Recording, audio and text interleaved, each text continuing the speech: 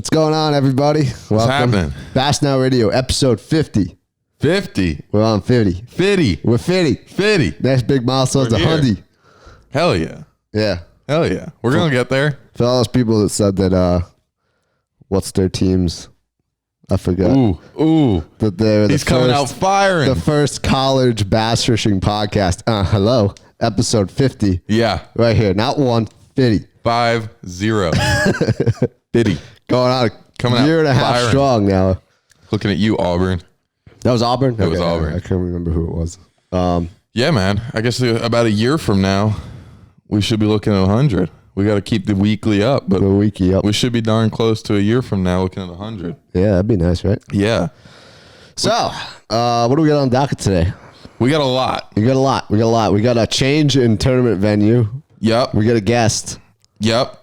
And we got some big Elite Series winnings to talk about. Tackle Warehouse Pro Circuit. Tackle Warehouse Pro Circuit. Dude, we it's got happening. An MLF event that's been postponed. So we got a lot to talk about. It's happening. Yeah. It's fully happening. Should we jump in? What are we talking about first? I think we should jump into our interview. Our guest has work at 3:00. Okay. Well, I guess I better ring him up then. Yeah. For those of you who don't know, who have not been paying attention to the podcast, our guest is a very close friend of the pod. Good old Trevor Topkin. Has been on the pod. He's been on the pod. Multiple I think he's times. been on the pod more than anyone else. Probably our number one guest with about 3 compared to Tyler's 2. He's a great buddy of ours. I've known him since I started tournament fishing. And the dude done went down to Florida and caught him a few. Yeah. That was FLW. Sorry. Abu Garcia College Bass Fishing Event. Big 5. The Big 5. On the Harris chain, for those who don't know. Happened this past Friday. And our buddy went down there and caught him up. So he's in my phone. T squared. My man weighed in 30 pounds. This is his second place finish on the MLFLW College Trail. Wow, say that 3 times. I know. I know. He had a second place on Gunnersville a few years back with another big giant bag and coming away 30 pounds in this one. So yeah, we're going to have him on. We're going to talk I'm to going him. to dial him up. We'll be right back. Yeah. All right. So joining us now, our good friend, Trevor Topkin. Trevor, what's going on, man? Not much. Just on the way to work here and coming off a fun tournament. Yeah.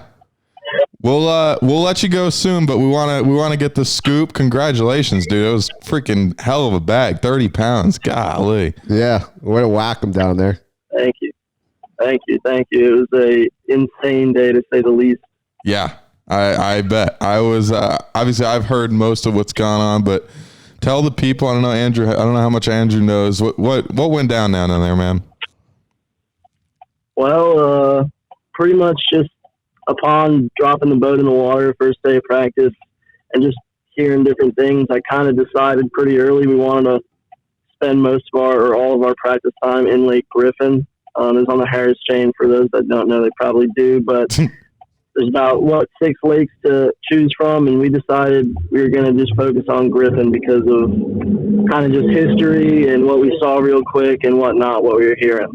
Gotcha. That ended up paying off pretty good. We ended up we were looking for bedfish. We knew there were going to be a lot of fish up spawning, and we were looking for some bedfish, but we knew that was a pattern that was probably not going to be one we wanted to lean on for the tournament just because of how many people were doing it and just the fact that it just can't withstand that many boats, even for a one-day tournament. Right.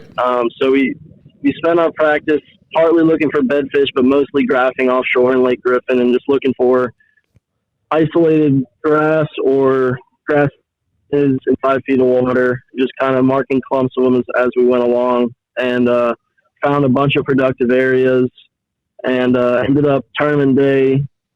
We didn't get through the lock until about 9 o'clock, so we started fishing a little bit before 9:30. Started on a big bedfish that we were just thinking we'd be really lucky just to even see or get to bite. Because the day before, last day of practice, we were only able to locate 2 of the big bedfish that we found the day before and the day before that, out of 6 or 7 big bedfish we found. So we thought we'd be really lucky just to get one or two of those fish to bite on the tournament day. And we ended up starting on one, and I caught her pretty quick. She was the biggest fish in our bag, and she's about 8.5 pounds, and I got it started off real good. I'll say. Like, it was pretty textbook. We just stayed way off when we came out. We knew where she was bedded up, and I caught the male within a few casts, and then a few casts after that, she moved up and started guarding, and I missed her. Or she bit my thing and spit it out once or twice, and I was patient until she got it all the way, and then it wasn't long before we had her in the boat. Yeah. And then ended up going down to another one, and same thing happened. Caught the male. She moved up, and I popped another one. It was about 6 pounds. Jeez. And in between then, we caught a few males off the bed, so that we had 5 fish by then. We had a pretty decent bag. And moved out to a little grass spot not far from where I caught that 6-pound bedfish right after that, and we had caught some fish there the first day of practice. Didn't think we'd catch anything over 3 pounds, but I ended up catching another one about 6 there on a jerk bait. And now we were really cooking. We were feeling good, and we were like, all right, we're fishing grass the rest of the day. We had at least a few more hours to fish, and we thought maybe like, we were seeing fry garters, the last day or two. We were thinking those big females probably started coming off and moving out into their offshore areas, and sure enough, we started fishing one of the areas I found late Thursday night. Caught a bunch of fish there, and then my partner ended up catching one that had to be at least 7, and that's what got us to 30 pounds. And at that point, we were like, "Wow, we gotta get back. We left kind of early. We left a lot of time, and we got back, and we were able to weigh them in with no penalties or nothing. That's awesome. 30 pounds, 1 ounce. It was just an insane day. It was like after the 7-pounder at the end, we were speechless. Yeah. It's like crazy when that many big fish just keep coming in the boat. It's like unbelievable. Yeah. I've never experienced that before. I know some people experience that a lot, but I've just never experienced that before. It's just awesome. Yeah. Yeah, you can mark me down in the column of not having experienced that. I think you can mark most down in that column. Now, real quick, I from talking to you, I understand, like, you were fishing some grass spots that were, I know Griffin's got kind of a community hole grass spot in it. You were fishing some kind of off the main deal. How important do you think that was, and did those fish come off that kind of stuff? Yeah, that was very important. We caught some fish in the main area on one of the days of practice, and then kind of realized that if we just keep grafting around, like we grabbed a whole big part of that lake. Realized if we just keep grafting around and marking these areas, we're going to find places where we can get bit, even in slightly dingier water. And we just kept graphing and graphing. We tried not to spend too much time looking for bedfish, and we found probably 4 areas that didn't really have many boats at all, and one that might have had some. And yeah, that was definitely a big key. Even though there were a lot of fish out there, but as y'all know, like when you got 10, 15 boats in a couple hundred yard by a couple 100-yard area, it'll get to them fish. Oh yeah, and they'll get smart. And it gets more tricky, but we were catching the crap out of them out of those areas, and I think that was a big reason for that. That's awesome, dude. Now, you got 2 big second place finishes in your college career.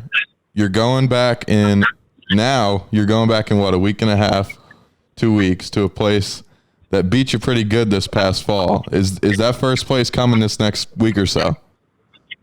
Oh man, we will see. We're gonna have to get one in, get a little first place in on Lake Norman before that one, but yeah, shoot, that's a little different thing. Yeah, but well, we'll see. I like Hartwell a lot, so I know you do. I've never really fished there in March, but we'll see what happens. I'm excited for it. I hate to say it, especially around YouTube, but I'm glad it's not on Norman and it's on Hartwell. Yeah, overall, I'm happy. Yeah, yeah. Well, we're fixing to get into that in a little bit here on the pod, but I think you are in the majority of college anglers who are excited about that change. Yeah, unfortunately. Yeah, Norman gets kind of a bad rep for sure. Yeah, for sure. Well, all right. Well, we'll let you go. I know you got to get to work, buddy. All right. Well, I appreciate y'all having me. It was a good time, and I'll see y'all soon. Yeah, man. Very soon. Congrats again, and let's get ourselves some money this weekend, huh? Yes, sir. Thank you. I'll talk to you guys. All right, Well, pal. see you, man. See ya. All right. See ya. All right. All right. That was a good buddy, Trevor Topkin. Finishing up second place at the Harris chain. What'd you think? Yeah, I mean, I kind of thought that they got those fish betting. Yeah. So it didn't really surprise me that they were like, yeah, we got some of them betting. Yeah. Yeah. So- 2 out of the 5, I think, come off beds. Now, that offshore grass, that seemed like a lot like what we saw in some of the other events we're going to be talking about a little later. So, Yeah. once again, it's kind of weird that I was looking through and doing research for this podcast. The techniques that were used in the Tackle Warehouse Pro Series and the Elite Series and what we heard from Trevor, and it all sounds very similar. Yeah. So, Florida. Florida, I guess that's patterned out right now. If you want to go to Florida, catch some fish, listen to the rest of the podcast. We're going to tell you how the pros caught them. You just heard how Trevor caught them, so that's it. Yeah. Yeah. Before we dive into the X's and O's, I just got a statement to make. Yeah, I know this. statement. I know this happens every year, right? Every year, most of the big trails, most of the tournaments start off in Florida. It's just kind of the way it goes. Yes. By the way, I think we should give who who won that college tournament? That's what I'm bringing up. Hold on. Okay, we should mention them. They had, I think, 31-11. I mean, There you go. almost 32 pounds. Nicholas Oldham and Jacob Sanders. from Congrats to those University of guys. North Florida. Yeah. What- 31-11. And what was 15th place? Because I know that was the qualifying number. 15th place to qualify. You needed 18-2. That, I mean, they caught them. Yeah. They were biting. This is Yeah.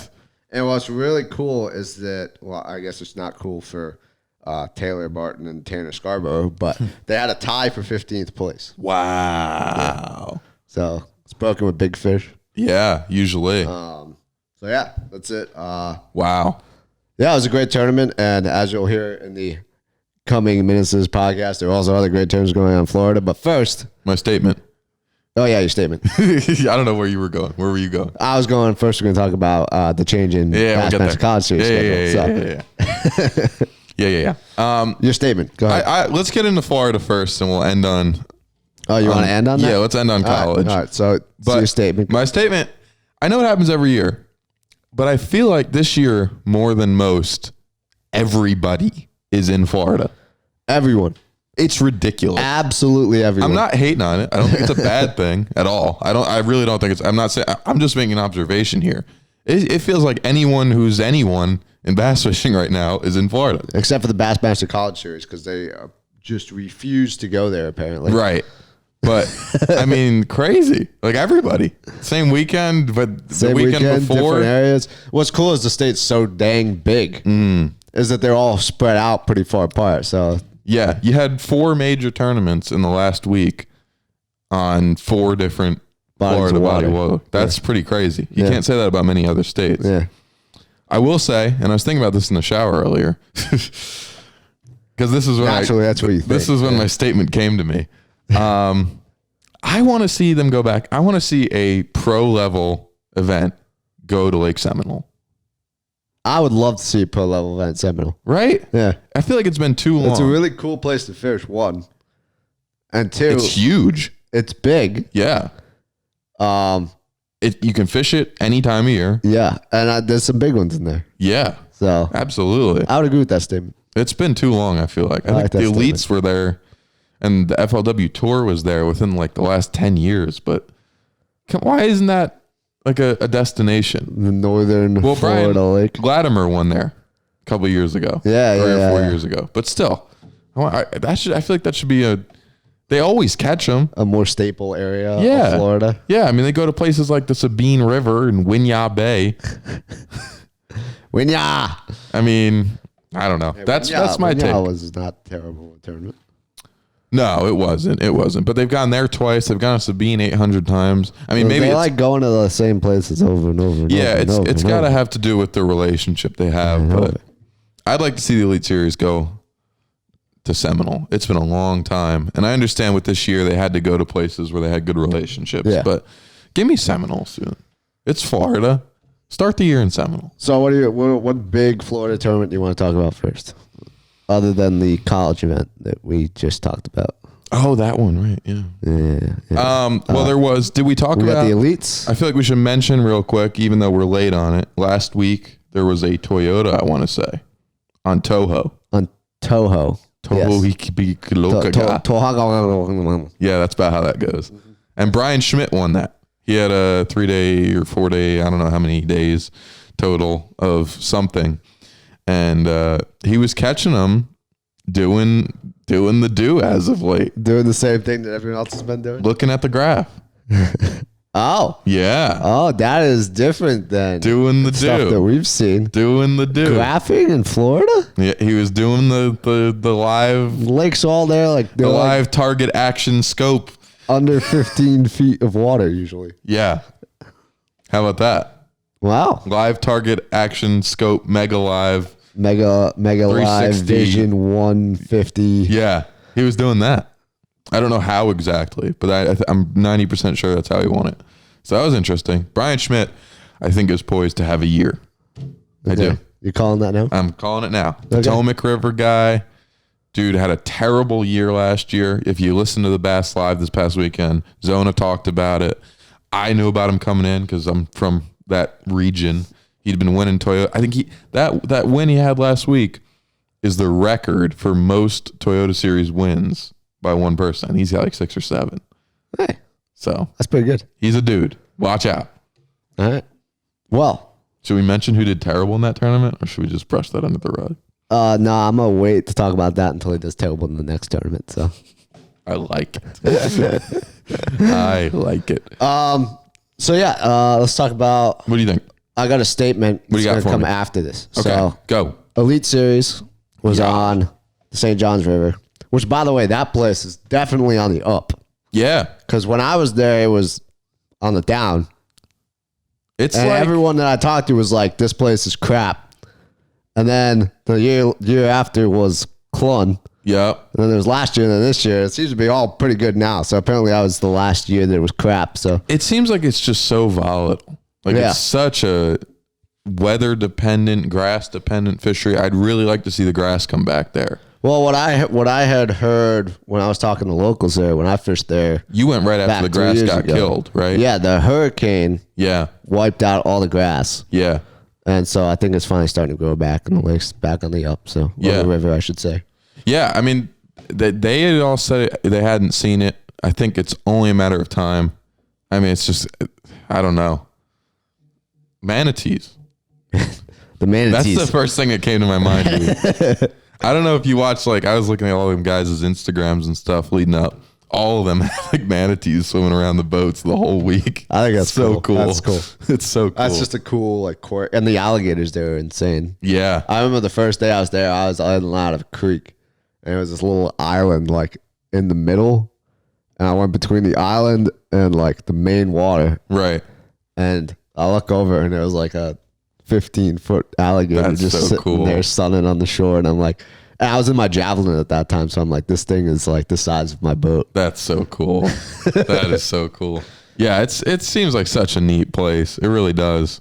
But yeah, so that tournament was won by Brian New. Yeah, I mean, freshman to the Elite Series out of North Carolina. If you didn't know, now you know. Yeah, he caught 79.7. Yeah, 4-day total. Yeah, and here's the overarching theme of the week in Florida. Light tackle Texas rig, Senko. I wouldn't say light tackle, lightweight. Lightweight, yeah, lightweight. It's 1/4 ounce. Most guys are either using a 1/4 or an 1/8. Yeah. He was going light. Man. Yeah, really light Texas rig weight. But yeah, absolutely slid it. Yeah. He just continually build. I think he started 22nd after the first day. Yeah. And then he was like 9th and then 6th and then 1. Yeah. He dominated, man. I don't know if you watched that final day, that was unbelievable. He was just on him. Oh, we're going to talk about the fish spike. No, don't care. Don't care. It's apparently all anyone wants to talk about. And I'm just like, I'm certain to that me, that fish- was a complete accident. So I'm certain that fish swam away just dandy. I'm sure you think that, yes. But so that was, in my opinion, first Elite Series event of the year. Fantastic event. Yeah, It was. 3 different leaders. Yep. The field was constantly shuffling. You had a really interesting short day. Yeah, you had a short fog delayed first day. I don't know, it was a really good first event for them. I really enjoyed it. Yeah. I watched some of the live. Yeah. Got a kick out of the Whopper Ploppers I saw. Yeah. Which some of you seen in the meme I posted. But Yep. I had a good time with that, and I enjoyed it. The one thing I missed from it was Scott Martin. no, a bag.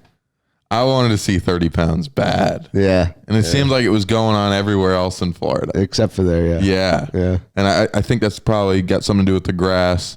I think it's got something to do with, and I know that everyone was seeming to say they hit it on the nose. They hit it, perfect storm. I think they were late by about 2 days. I think They would that, have took it before that rain came in. yeah. A lot of them guys were talking about how amazing it was in practice. Drew Cook was saying he saw 40 pounds in practice that was catchable. And a lot of guys complained about their bedfish being gone by the time the tournament started. And I think that's the one thing I missed. But otherwise, like you said, a lot better than last year. Last year they had a nasty cold front though. Yeah. Which obviously hurts. And they had Especially in short. I Florida. think they only fished 3 days last year. It was I think they had a rain. it was a cut bad short. deal. Yeah. But this year, it was exciting. Like you said, watching Klaus day 1 on that flat, that was wild. Yeah, he managed to keep that up for 2 days, but after that second day, that thing, he needed to find something else. Yeah. Yeah. Palaniuk storming back like he seems to just always do. Yeah. It's terrible. Like 7 I pounds don't know where day Seth 1. Fider came from. Same thing. Seth and Palaniuk had I terrible was day like, ones. I thought this guy was in like Yeah. 50th place on He day had 1 or something. Yeah, I think he had like 8 pounds day 1, and Palaniuk had like 9 or like 7 pounds day 1. And Fider finishes top 3. Palaniuk fishes top 15. Obviously, he didn't get in that cut to make a move on the final day. But I love seeing that. You don't, because that's a guy who could have won if he had an okay day 1. Yeah. But awesome stuff. That's the kind of stuff that saves the season. And 2 of my favorite dudes. So here's my statement. Go. To wrap up the Elite Series event in St. John. Hold on. Shout out to Mark Menendez. I love Mark Menendez. Had a year off. Had a year off due to medical problems. He's old. I It's good feel to like see he's him been back. written off. Came back. Had an amazing tournament. Love you, Mark. You're not going to listen, but I love you. Speaking about old veterans, how many of you got screwed by picking Rick Clun on the fantasy bracket? Not me. Bass Now Radio did. Oh. We had him in the bracket. So, yeah. What was I doing that I couldn't pick? I was doing something. I don't know. You were doing something. You didn't answer me, so I picked. Probably freezing my ass off. I saw Clun, and I'm like, let's do it. Terrible idea. So my statement is that this year in the Elite, Yes. I'm calling this the North Carolina Ango Elite Series. Oh. I think you're going to see a North Carolina dominated Elite Series this year. Okay. Between New, you got Hank, you got Shane, you got Matt Airy, you got Jake out there, Jake Whitaker. There's a lot of NC guys, Yeah. and I think between New and Cherry, and I think you're going to see LaHue do something. Yep. And Shane Lineberger. 2 And Shanes. Lineberger. Yeah, there's a lot of NC guys out there that are really good. Yep. I think New is poised to win a couple of these. Okay. So Okay. I like that's it. North Carolina Elite Series. Now forget Showing up. about North Carolina. What do you got? You got to take Jake out of the equation for this. Forget about North Carolina. Lake Norman guys. Yeah, Lake Norman guys. Catawba River guys. Because Brian New's more of a Wiley guy. But New, Lineberger, LaHue, Cherry. I'm missing one. Erie. All of them. Norman Wiley guys. Yeah. Catawba River, Charlotte region guys. Raleigh Lakes, who comes from there? Looking at you, Bryson Hendricks. But yeah, that's my statement on the Elite Series. Yeah. We'll see how it goes for the rest of the year. Yeah. I liked what I saw out of the first event. I think that for the most part, the schedule does kind of set up for those guys. I don't know how much history New has in the northern regions. Regions. He might stumble there. He might just be good and amazing everywhere. I wouldn't surprise me at this point. Yeah. But I think this definitely it's a good schedule for those guys. I mean, some of those like tidal tough fisheries, those guys do well on because we have some tidal rivers here in North Carolina. I think you can see the NC guys really kill it at the next event in Knoxville. But we can get on to it next week. That's impressive. I got my phone to balance sideways. That's besides the point. That's your achievement for the day. Yeah, I mean, I don't want to share our picks here on the pod, but I'm riding on Hank Cherry at Knoxville. Yeah. I think a lot of people are. I think he's the best pick you can make. Yep. I'm glad we're all on the same page. Yeah, one of. I've got some other ones I'm not going to tell you all about because the other people are very low ownership right now. I'm excited to pick them. All right, so let's go to the next Florida event that we talked about. Yes. We should talk about. Skeet Reese. Yeah. Hasn't won a major tournament, I think I saw in like Long 5 time. years or something like that. He won Gunnersville 2016. Yeah. Or no. Yes. Yeah, I think I saw it was Gunnersville. I don't know if it was 2016, but yeah, Gunnersville. He won the Tackle Warehouse Pro Series on Lake Okeechobee. Yep. He had a weight of 82.14 bags. Nice bags. Yeah, I mean that's good. Big win for him. Yeah, happy for him. Love to see it. Skeet's just got great energy. So. He does. He was fishing chatterbait. Yep. On the windy days and on the calm days, just like New. Pitching that Senko. Pitching the Senko. Yep. I think he was throwing a 1/4 ounce weight on it. And okay. Yeah, same deal. Apparently that's the key that time of year. It's Florida, man. So I'm excited. Okeechobee's seems to be coming back. I had a couple bad years. Same thing. Hurricane. Grass got blown out. Yeah. It seems like lately I've seen some better weights out of there. Guys are more excited to go and fish there. So good to see. Like you said, man, I love watching Skeet. That was awesome. Yeah. Really awesome. It was good for him. And it was a good tournament. Didn't watch much of it just because it wasn't same as broadcasted. Yeah. It wasn't Bass.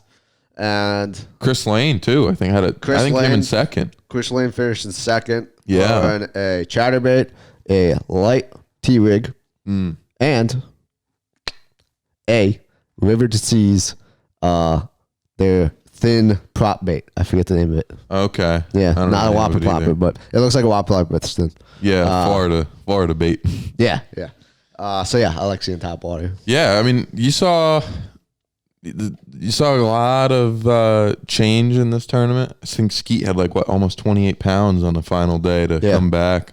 I think Jim Neese led day 1, then Sonar led day 2. Miles Burkhoff, Neese took it back, and then Skeet won it. So a lot of jumbling. Yeah, it was just a change in in the weather. Really, the first 2 days it was really calm. The second 2 days it was windy. It was harder to find the fish. Couldn't really catch the bedding fish because you couldn't really see them. Yeah, and leave it to the guy who's been doing it to take it home. Mm-hmm.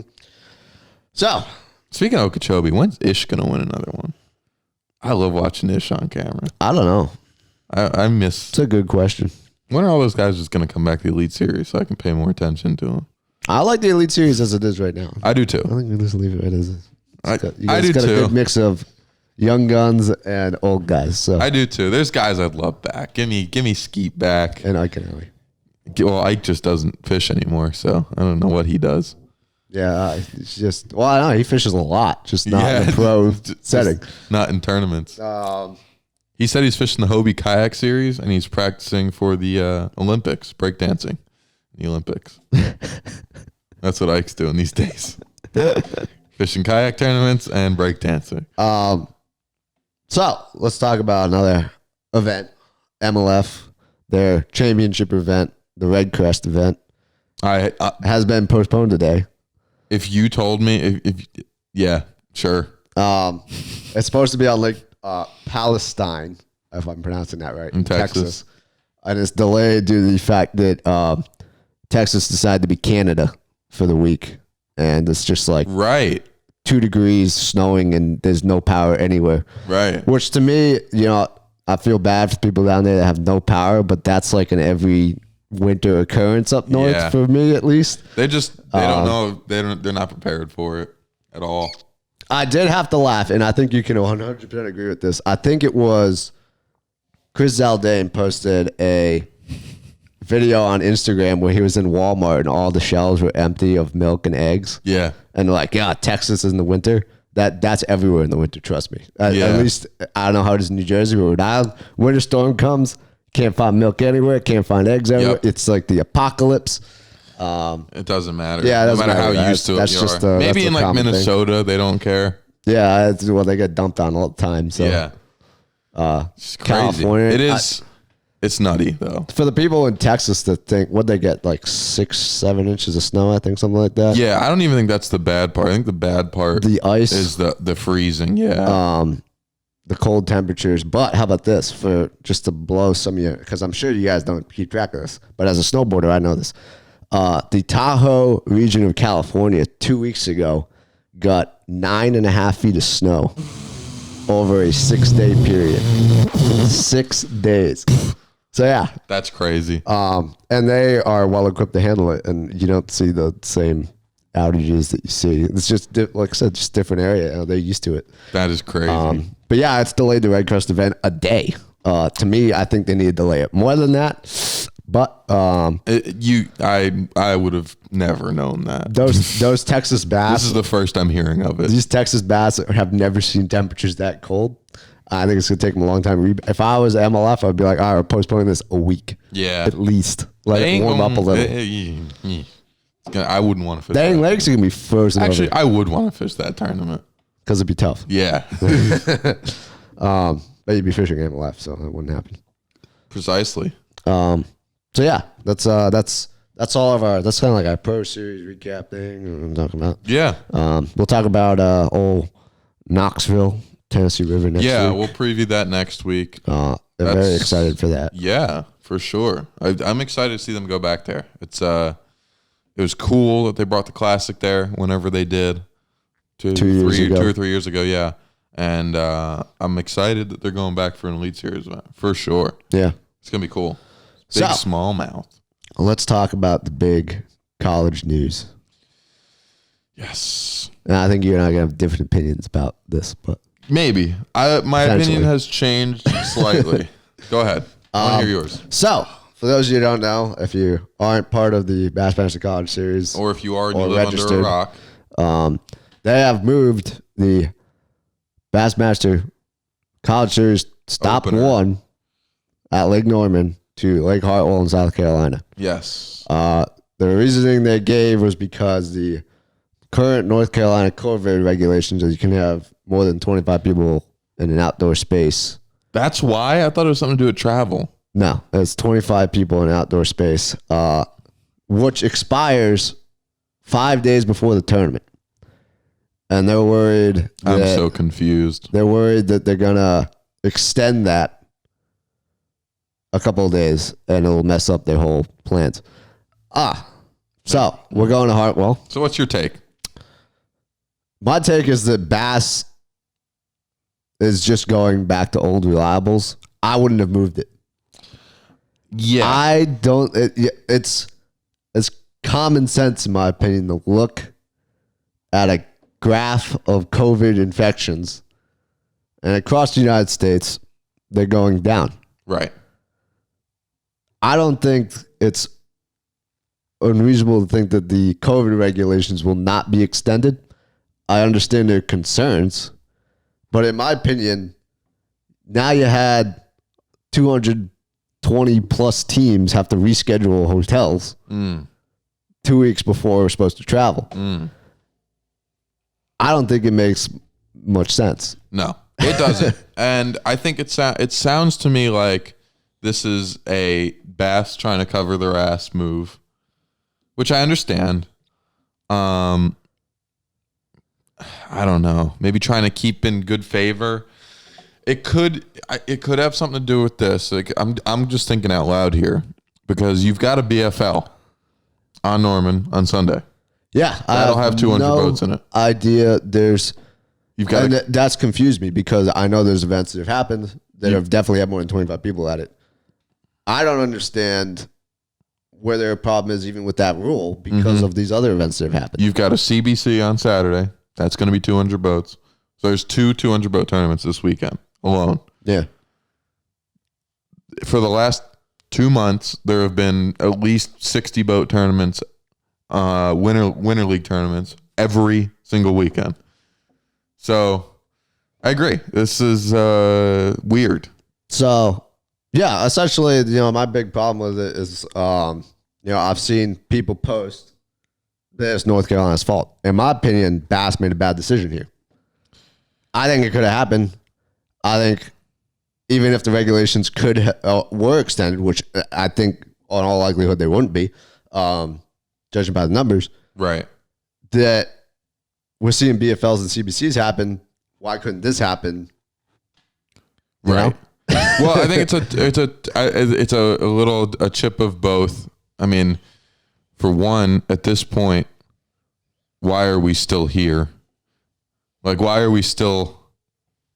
If you've seen these like you're saying, if you've seen these tournaments and these outdoor events happen, why is this order still even going on as of now? I think it was an order that was put in beginning in January, I believe, was when they updated the last order. If you can extend an order, you should be able to shorten one. Yeah.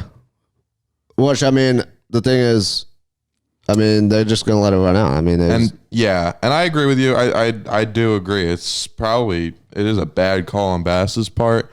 Although I'd have a hard time believing that it didn't have something to do, like they didn't at least talk to officials. Yeah. I would hope they would have talked to someone. To me, it just doesn't add up. No, it doesn't. I would think that they talked to officials, and you would think that there was some connection where they said, hey, we've been having these tournaments, or Bass said, hey, you've been having these tournaments, or I don't know. It's just very weird. Yeah. It doesn't make sense to me. Anyone that follows me, I'm a pretty COVID conscious person. And for me, it'd be saying it doesn't make sense. Yeah. It doesn't make sense. No, it's a weird call. It's extremely weird. The little bit of good news that it's very good news actually that came out of it, that kind of makes me okay with it all, is in the press release, in the article about this, they said there will be a 2022 Lake Norman College event. Yeah. Whether that comes to fruition or not is like betting on horses, but they said it. So anyways, we're going to Lake Hartwell. Overview that quickly. They had an MLF Abu Garcia College Series event on Hartwell in November, I believe. Like that. It was slightly difficult, if I remember right. This tournament is either going to be a slugfest or it's going to be terrible. Well, it's going to be very similar to Norman. It's going to be temperature based. Very much weather based. I don't know. I'm going to find out when I get there, obviously. I don't know how much water levels affect fish there. I'm sure it does. And the water should be coming up. It's been raining like hell everywhere down here. It'll definitely be up. Yeah, everywhere that's got snow, we are getting rain, so that water should be coming up hard and fast.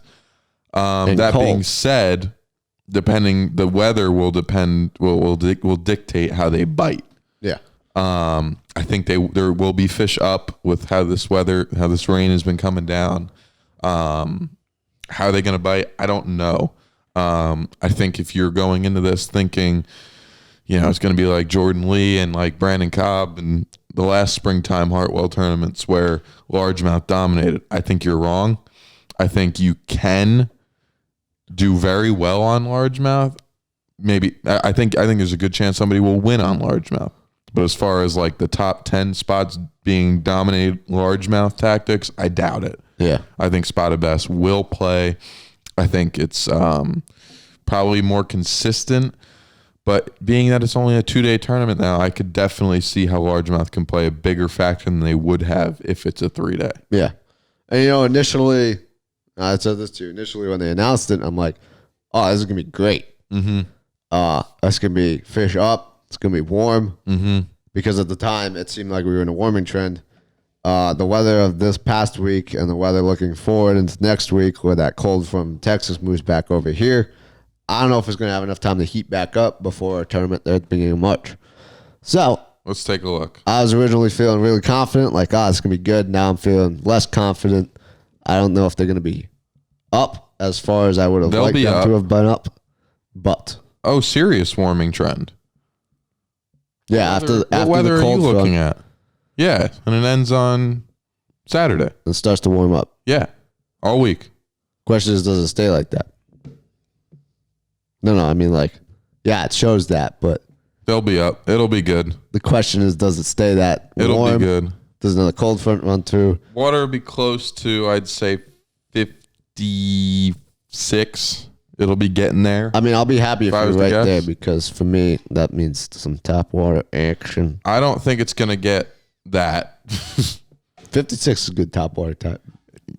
Yeah, you'll get a few bites possibly doing it. You're not going to win off of it. But. No. It's going to be interesting. I mean, you think about the closest tournament we have to look back on this is like Jordan Lee, his classic win. Yeah. Which included a lot of pre-spawn largemouth on boat docks. Yeah. Only thing about that was it was like 2 weeks after, a week and a half, 2 weeks after this tournament's going to be. Yeah. Obviously, weather is going to dictate that a little more. But I would bank more so on not as many. I think there will be some that pull up and do that. But I don't think it's going to be like him where you can go and you spend a day, or like Christie was doing, or a lot of guys were doing, targeting largemouth. Yeah. I think it's going to be hard to do. Yeah. Harder to do. I think, you want to go out, maybe try and, my guess would be winning bag's going to have 2, maybe 3, 5. I would say half their fish, half and half is what I would bet. Mix, yeah. I think a 2-pronged approach is going to be important. Somebody may very well go out and live and die by largemouth, and I would not be surprised at all, especially with the water coming up. But I think if you're a betting man, you'd have to bet there's going to be some spots involved. And it's worth noting, pre-spawn spots aren't no pushovers. No. I mean, a 3.5-pound spot and a 3.5-pound largemouth weigh the same. Yep. So that's where I'm at. I'm just excited to get down there and look. I'm honestly excited for the tournament. I'm not as bummed as I was initially. I'm excited to be able to go out and fish again. Yeah. I'm not excited. Shake off the rust. I'm very, very not excited to drive. And stay not in my room. Yeah, I mean, the whole thing for the Charlotte guys here is that this was a tournament where we didn't have to travel, less money. Mm-hmm. It's a place we knew. We didn't have to go out and practice. We're not getting funds either, so. Yeah. So now we got to pay for hotels and travel to South Carolina.